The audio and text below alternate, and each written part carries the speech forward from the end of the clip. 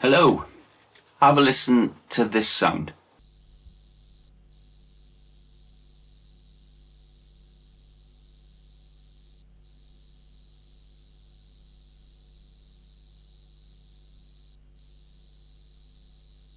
That sound has been driving me up the wall for over a year now, since the garage was converted into the studio.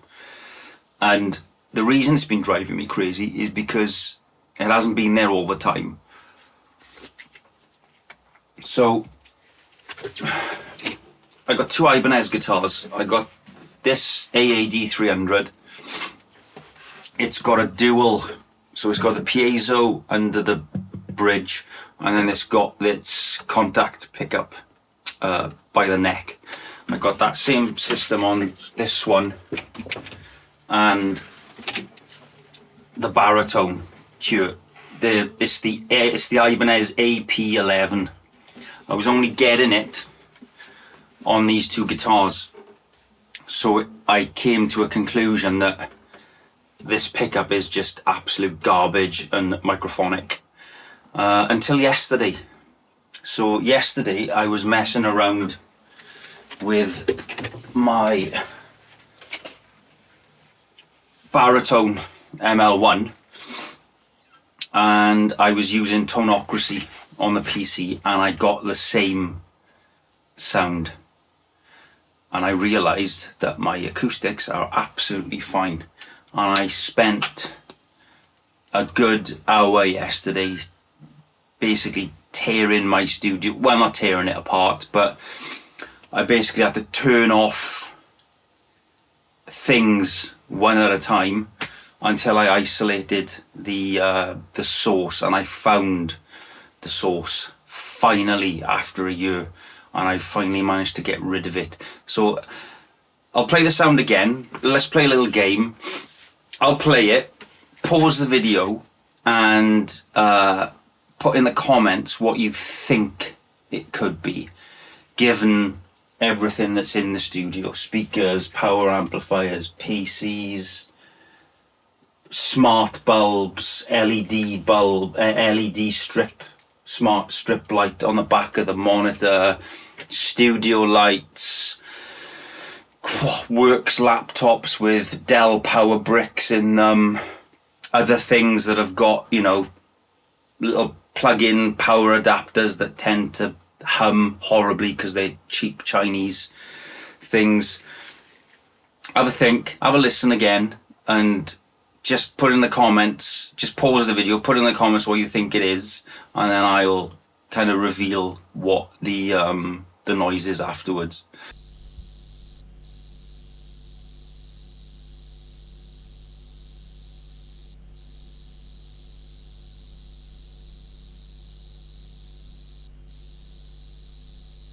Have a good guess. So I've got two of these things that are causing this issue.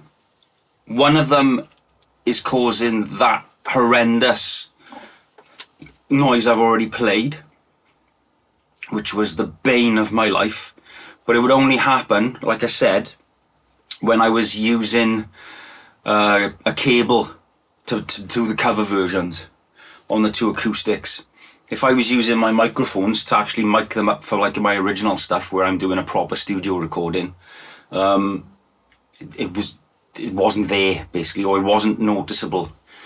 When I isolated the one of them, I then went back, and because it went, and I was like, oh, I fixed it, brilliant. But then I thought, well, I'll just double check now, and I did another sweep in Reaper with the guitar as a antenna basically, and even though you couldn't hear it as much, I'll show you. This is what the other device of the same type was doing. It's not as audible as, but you can see that the same problem is still there. So have a look at this.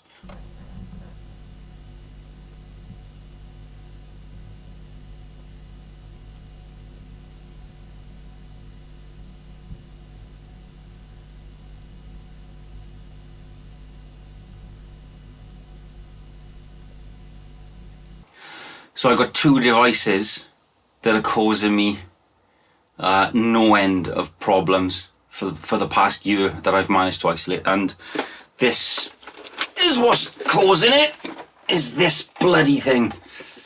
Now, if you work in IT, like I do, and you work with servers more than anything, like I do, and you work in a data center, or you're familiar with servers and how they're racked and what they're plugged into, you will recognize one of these. This is a UPS, an uninterruptible power supply, and essentially what it is a massive battery in a box.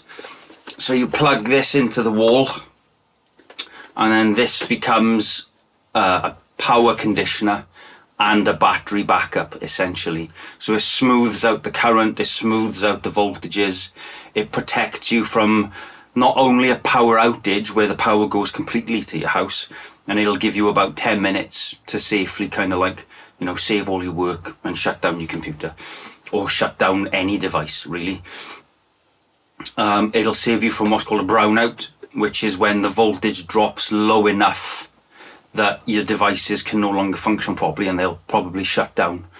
But the power voltage just dips and then comes back up again, and that's a brownout, I believe. But these protect you from those as well. So even if you have a slight dip in voltage that would normally knock out your devices and turn them off, this protects you from it. It also protects you from over voltage as well. And I can't remember what that's called, a whiteout, possibly, but it'll protect you from over voltage. So it's a power conditioner as well as a battery backup. But this is the noisiest thing, as you've just seen, and it's the one thing. It's the one thing I really didn't want to get rid of, because now I've got to get rid of them. Not like sell them, but I've got to put them to use somewhere else in the house, because they're too noisy for the studio. I can't, you know, I can't have these introducing that much noise when I'm recording. So they're going. But this is just like a little handy little video, hopefully, that it's not always your mains circuit that's causing or introducing noise. It can be things that ultimately are bloody useful. So yes, I'm kicking that to the turf. And oh my god, they're so bloody heavy. Now that they're both gone, this is what my signal sounds like with a guitar, you know, plugged in and turned up all the way up as normal. And what I've done with all three of these audio signals, I increased the input gain on the interface to overemphasize and to make it more extreme, just so that it's more audible. But yeah, so this is what it sounds like now with both of the UPSs turned off and removed.